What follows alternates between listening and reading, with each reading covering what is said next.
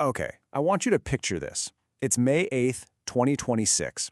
Out of nowhere, a devastating attack rains down on the small island nation of Bahrain. Panic immediately sets in across the government.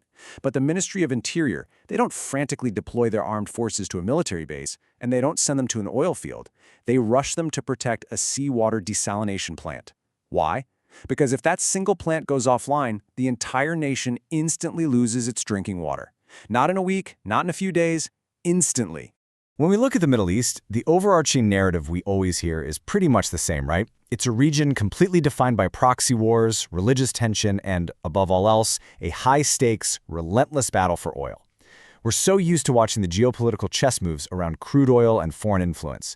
But the source material we're digging into today argues that we are completely ignoring the actual conflict. There is a silent, unyielding war happening right now that doesn't just fuel economies, it literally dictates the minute-by-minute survival of millions of people. Think about it. What if the real trigger for chaos in this region isn't what's buried under the sand, but the severe, desperate lack of what's flowing above it? Welcome to This Explainer. Today, we're breaking down a massive geographic domino effect that has turned water into the ultimate weapon in the Middle East. Using the data and historical records from our sources, we're going to map out a rapidly escalating crisis where controlling the tap is quite literally the exact same thing as holding the power of life and death. Let's dive in. Section 1. The Geography of Thirst. Because to really understand the politics of the Middle East, we first have to look at its incredibly brutal geography. So, the Middle East sits squarely in what's known as a subtropical high-pressure belt. Basically, air sinks, compresses, and heats up, which completely strips away any moisture in the atmosphere. Now, add in these massive, imposing mountain ranges like the Zagros and the Taurus that physically block ocean rain from ever moving inland. The result? You get this shockingly low number, an average annual rainfall of just 100 to 300 millimeters. Because of this geographic setup, anywhere from 60 to 90% of the land here is permanently trapped in a state of severe water starvation. You know how in most parts of the world, permanent, year-round rivers are just a normal part of the landscape? Well, in places like Saudi Arabia or Qatar, they practically don't exist. Instead, they rely on something called wadis. These are riverbeds that sit completely bone dry for most of the year, and they only flow during brief seasonal rains. When your environment is naturally this hostile, the few massive, permanent rivers that actually do exist out there, like the Tigris, the Euphrates, and the Jordan, they aren't just rivers. They are literal bloodlines for the entire region. Now, to survive, a lot of these nations have poured absolute billions into seawater desalination. But here's the catch. Geography plays favorites. Look at Jordan and Iraq. Jordan has a tiny, meager 26-kilometer strip of coastline on the Gulf of Aqaba. Iraq has only about 58 kilometers on the Persian Gulf. That massive lack of real estate makes building the necessary huge desalination plants almost mathematically impossible. Plus, heavy oil dumping has turned these small gulfs into massive pollution hotspots anyway. The data shows us that 83% of the region's population is already facing severe water scarcity. And if things don't change, we're looking at a worst-case scenario where that number could hit 100% by 2050. Section 2. Upstream power. Turkey's dams. Out here in the desert, whoever sits at the top of the river basically controls the fate of everyone living below. Now, what's really interesting about this slide is how it visualizes the Tigris and Euphrates rivers. Starting back in the 1960s, Turkey, which sits right at the headwaters of these rivers, built a colossal network of 22 dams and 19 hydroelectric plants. It's called the GAP project. They essentially turned their southeastern region into a massive, prosperous water reservoir capable of irrigating 1.8 million hectares. For Turkey, it was an absolute economic miracle. But look at the downstream devastation.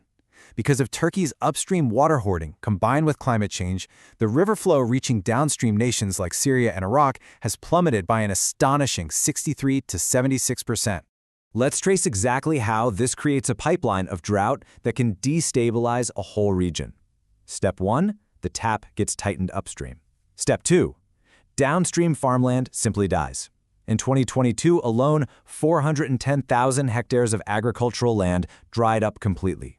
By 2017, in Iraq, nearly half of the entire rural population lacked clean water. And this brings us to step 3, which is where the water crisis becomes a direct catalyst for terrorism. Multiple studies show that this massive crop failure created a perfect recruitment ground for extremist groups like ISIL. They step right into the void, offering money, food, and a sense of purpose to thousands of desperate farmers who have literally been starved out of their livelihoods just by a lack of water. Section 3. The Jordan River Choke Point. This is where things get really intense.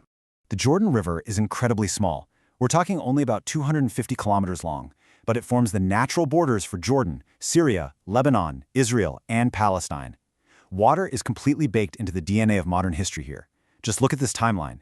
In 1964, Israel completed the national water carrier, moving up to 1.7 million cubic meters of water a day from the Sea of Galilee to irrigate its deserts. 3 years later, during the 1967 Six-Day War, Israel captured the Golan Heights, which meant they seized control of the river's upstream sources. Through military conquest, they secured the ultimate high ground: water control. So, the crucial point is that because Israel secured that upstream advantage, water became their ultimate diplomatic bargaining chip. Jump to 1994, and Israel and Jordan sign a historic peace treaty. Look closely at the actual terms of the deal: fair sharing of the rivers, and a commitment from Israel to supply Jordan with much-needed seasonal water. In exchange for this absolute lifeline of water security, Jordan officially recognized the State of Israel, ending their outright hostilities. It proves a fundamental rule of this region: whoever controls the water controls the peace. Section 4. Iran's internal water crisis. What actually happens when a powerful country simply runs out of water entirely? Well, we don't have to guess. Driven by rapid population growth, years of severe mismanagement, and 5 consecutive years of brutal drought, Iran hit catastrophic depletion levels around 2020. Major cities were pushed to the absolute brink, and the visual evidence is just staggering. Look at Lake Urmia in northwestern Iran. It was once this massive, thriving body of water, but satellite imagery confirms that between 2020 and 2023, it was completely drained. It transformed into a literal barren salt flat.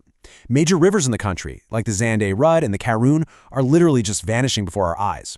And this extreme level of scarcity, it triggers intense chaos, both inside and outside Iran's borders.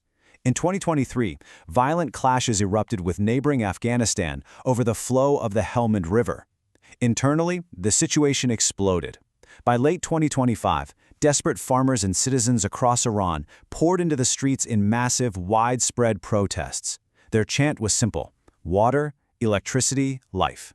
The sheer lack of basic, everyday resources directly threatened the stability of the government itself, proving that water scarcity can literally rot a nation from the inside out. Finally, Section 5. The desalination irony. This brings us to the overarching geopolitical twist that ties this whole region together. Check out the bizarre reality of the modern Middle East economy.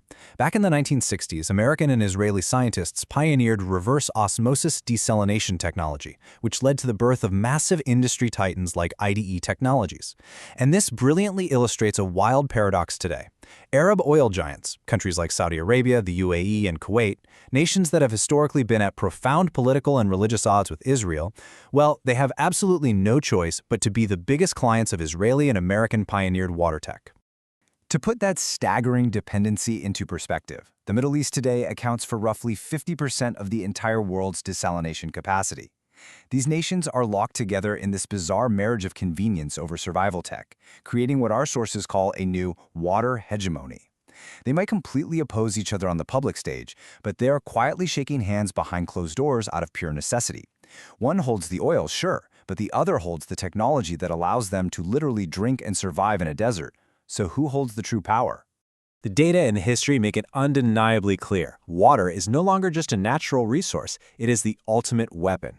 From Turkey completely thralling the Euphrates, to Israel trading river access for diplomatic recognition, to Iran's internal collapse and the region's desperate reliance on high-tech desalination, water is the true invisible hand shaping the Middle East. As this crisis accelerates, we have to ask ourselves, are we prepared for a future where war is no longer just fought on a battlefield, but is present in every single home? Because when the tap runs dry, everyone becomes a soldier in a fight for survival. Thanks for joining me on this explainer. See you next time.